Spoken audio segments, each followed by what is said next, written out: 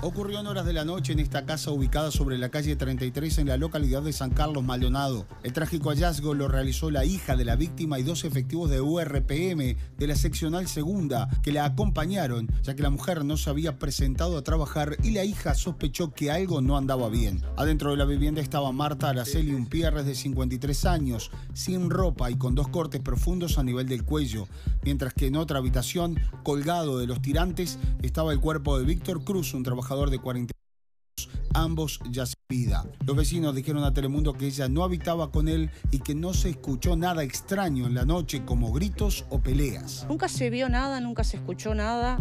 El tipo no molestaba a nadie tampoco. Digo, era un hombre que entraba y salía y ni buenos días te decía. A no ser a los que viven al lado de la casa de él, no sé, pero digo, a los de acá, de la cuadra, ni buenos días ni buenas tardes. Ahora la policía investiga por qué la mujer llegó a visitar a este hombre en su propio vehículo y si es que se había recompuesto la relación. Recordemos que el hombre ya había sido denunciado por violencia doméstica por ella misma tiempo atrás y tuvo prohibición de acercarse a ella por 3 meses, de junio hasta agosto de este año. Durante ese periodo, la mujer recibió amenazas telefónicas donde el hombre ya le había advertido que la mataría y luego se mataría a él. La mujer era madre de 3 hijas y hermana de María Margot Umpierres, una joven de 27 años que desapareció en el mes de julio del año 1993 y nunca más se supo de ella, a pesar de los constantes reclamos que hizo su propia hermana, hoy fallecida.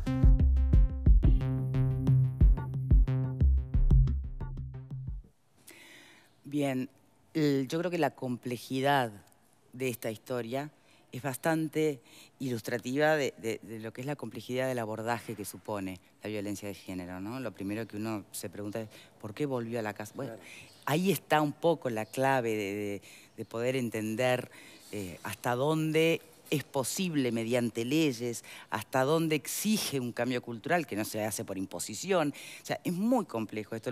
De todas maneras, sin pretender que fuese la panacea, lo que más o menos se había instalado era que esta ley integral que se votaba ayer era un primer paso contundente, ¿no?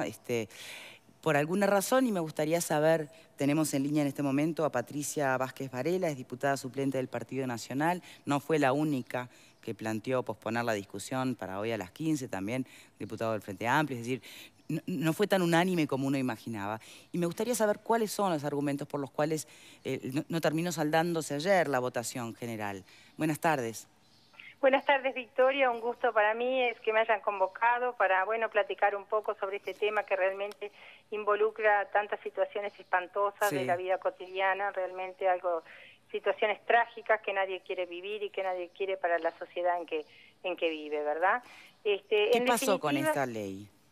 Esta ley integral es una ley que se está trabajando hace tiempo, que fue presentada en la Cámara, que fue votada por unanimidad en el Senado y pasó a diputados. Ayer comenzó el tratamiento del tema.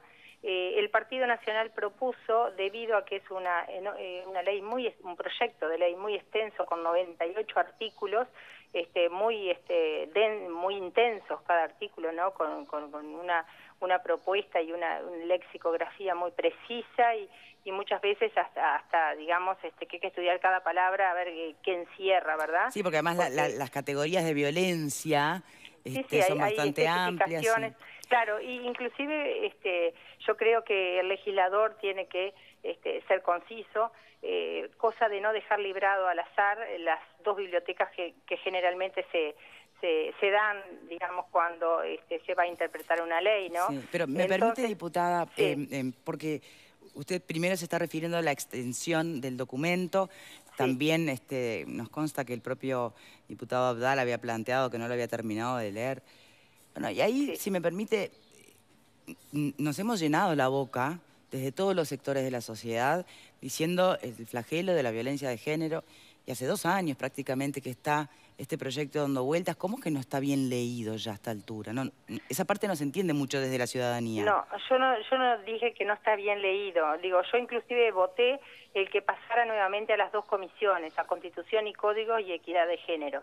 Pero no es porque no esté bien leído, sino que es una ley de mucho articulado y de mucha palabra dentro de cada artículo que hay que estudiar por separado, porque mucha terminología puede generar varias interpretaciones y creo que el legislador tiene que ser lo más concreto posible para no dejar dudas frente a la interpretación de una ley, porque también ahí estamos siendo injustos, porque de repente frente a una interpretación que no es la real, de repente podemos generar un dictamen que no es el correcto. Por ejemplo, ¿en qué aspectos en concreto del articulado a usted le pareció que, bueno, que había que bajar a tierra un poco más, que estaba muy amplio, muy general y que podía haber error? No es que esté muy general, sino que en las expresiones de los artículos veo como que la terminología es demasiado exuberante, digamos, y demasiado... o sea que me parece, no te puedo decir un artículo puntual, porque hay artículos que están, para mi manera de entender, muy concretos, aquellos que hablan de la forma de violencia, que me parece espectacular que se identifique bien las formas de violencia, porque hasta hace años pensábamos que la violencia era solo la parte física, y tenemos en el artículo 6º bien explicitadas las formas de violencia. Pero más que nada yo me refiero al tema, digamos, de los conceptos que hay relacionados con el Código Penal, que obviamente que esta ley introduce cambios en el Código Penal. Y ahí está el tema de la interpretación y de cómo podemos llegar a aterrizar esa interpretación con justicia, ¿verdad? Es una ley que yo la leí, pero que entiendo que como hay artículos que a mí realmente no me representan, y lo manifesté ayer en sala cuando se empezó a debatir el tema. ¿Cómo cuáles, por ejemplo? ¿Cuáles son los que menos la representan? Y bueno, el artículo, por ejemplo, es una ley, ¿tá?, que habla en el artículo 6º, ¿tá?, de la violencia obstétrica, ¿tá?, y respalda la ley de interrupción del embarazo. Y yo estoy diametralmente opuesta a esa ley, por más que es una ley y se está aplicando. Entonces, si hay una ley que de alguna manera respalda y se basa en esa, digamos, consideración de que la libertad que tiene la mujer de interrumpir un embarazo es porque ella tiene derecho a decidir sobre su cuerpo, y yo entiendo que ella ahí está decidiendo sobre el cuerpo de otra persona que no es ella misma, ya de ahí yo parto de algo que a mí no me representa y yo no lo puedo votar. Otra cosa que para mí no me representa es el hecho de la perspectiva de género.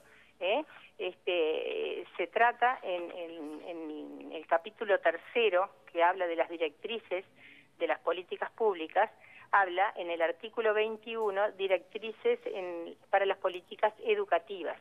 Y ahí vemos claramente que esta ley de alguna manera impone la perspectiva de género en los ambientes educativos. Y yo realmente no estoy con la guía sexual, no comparto la guía sexual, porque entiendo que no puede ser el ambiente educativo que genere, digamos, una falta de distinción, ¿verdad? Elimina la distinción entre padres e hijos, padre y madre, habla de democratizar las relaciones familiares, por ejemplo... ¿Usted cree que se ha mezclado demasiado lo que puede llegar a ser la atención a la observación, a la violencia que tiene como origen género, y por otro lado cuestiones que hacen a otra agenda de derechos y que remiten más a ideología de género? ¿Usted ve todo mezclado? ¿Ese es el problema? Yo lo veo mezclado, en este caso lo veo mezclado, sí. Yo creo que... ¿Y no está mezclado en sus raíces? Yo creo que no, porque no podemos nosotros generar, digamos, una brecha entre lo que es sexo masculino y sexo femenino, generando, digamos, una perspectiva de género que deja como en el limbo, digamos, la estructura masculina y femenina, la distinción entre lo masculino y femenino, y que para mí no es positivo para los niños, y máxime está dándole digamos, una obligatoriedad a la educación sexual basada en equidad de género, que esta ley lo lleva a cabo, ¿verdad? Ella habla, por ejemplo, diseñar e implementar en las instituciones educativas a su cargo un plan integral para transversalizar la perspectiva de género en sus acciones, planes y programas. ¿Por qué perspectiva de género? ¿Por qué no la identificación natural del sexo masculino y femenino y de la presencia de la homosexualidad como parte, digamos, de el relacionamiento en la sociedad, ¿verdad? Pero no que sea algo impuesto y que sea de alguna manera pensado con un objetivo puntual que no permite, digamos, otro tipo de definición. Dice, incluir en los contenidos mínimos curriculares la perspectiva de género. Nuevamente habla de la perspectiva de género. Democratización de las relaciones familiares. Eliminar la distinción entre padre y madre, o eliminar distinción entre padres e hijos. Es una cosa que lleva, digamos, a una melange que muchas veces el niño pequeño no está preparado para absorberlo, y yo entiendo que eso lo que va a hacer más que nada es generar no trastocar, pero sí un mareo mental a esos niños que realmente no están en situación todavía de edad como para entenderlo. Diputada, ¿hubo más hombres que mujeres o mujeres que hombres que se opusieron ayer a la votación final? Bueno, fuimos muy votación final no, o sea, se votó en primera instancia volver a comisión, sí, ¿verdad? Sí, sí, sí. Y eso sí, el Partido Nacional lo votó, el Frente Amplio no lo votó en forma unánime. Pero después se pasó a hablar, digamos, a discutir del tema, y ahí sí hablaron más mujeres y habló un diputado ya debatiendo el tema, ¿verdad? Exponiendo sus ideas, un diputado del Frente Amplio, sí, y varias diputadas, compañeras mías del Partido Nacional, de las distintas áreas, digamos, de las distintas listas, ¿verdad? De las distintas orientaciones del Partido Nacional, no es de una sola ala, digamos, y también a favor, ¿verdad? Y también 3 o 4 diputadas del partido del Frente Amplio.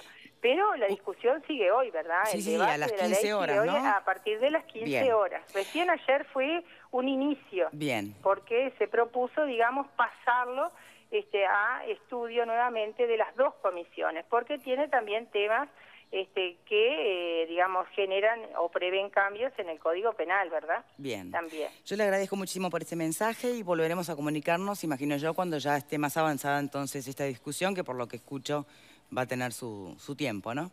Muchas gracias. Que sí. Bueno, a ti y a toda la audiencia, y saludos al panel. Bien, evidentemente aquí hay algo que está atravesando este debate, esta discusión, y yo me pregunto muchas veces si no es en realidad no habernos puesto de acuerdo en el significado y el alcance de determinadas palabras. Sí. Hablar de perspectiva de género, ¿es imponer alguna cosa o es simplemente lo que dice la palabra? Es una perspectiva, claro, de género. Aquí lo hemos hablado muchas veces cuando se usa despectivamente este tipo de cosas, hablando de la ideología de género. Sí. La ideología de género es otra cosa. Es algo que en realidad surge hasta desde el Vaticano, que despectivamente a los grupos feministas se le empezó a llamar ideología de género. A quienes construían, digamos, lo contrario de esta sociedad patriarcal en la que vivimos. Querían de algún modo armar un matriarcado. Yo no creo que eso sea lo que se está postulando en esta ley. Allí la legisladora del Partido Nacional leía parte de un artículo, pero no leía todo el artículo. El artículo continúa, dice: diseñar e implementar en las instituciones educativas a su cargo un plan integral para transversalizar la perspectiva de género en sus acciones, planes y programas. Perspectiva de género, no ideología de género. Incluido el Plan de Educación en Derechos Humanos para promover la igualdad entre hombres y mujeres, superar los estereotipos basados en la inferioridad o sometimiento de las mujeres, prevenir, sancionar y proteger a las víctimas de violencia doméstica. ¿Qué pasa aquí con el movimiento feminista y lo que genera en algunos otros ambientes, ¿no? Incluso hasta eso de que va conquistando espacios o se abandera de determinadas causas. Todo esto confluye. Yo creo que... lamentablemente en esta ley. ¿Qué opinas, Leo? Bueno, es re complicado esto. Es, ¿no? 98 artículos, Son 66 páginas, tampoco digo, tampoco es tanto sí, para sí, en un año y medio.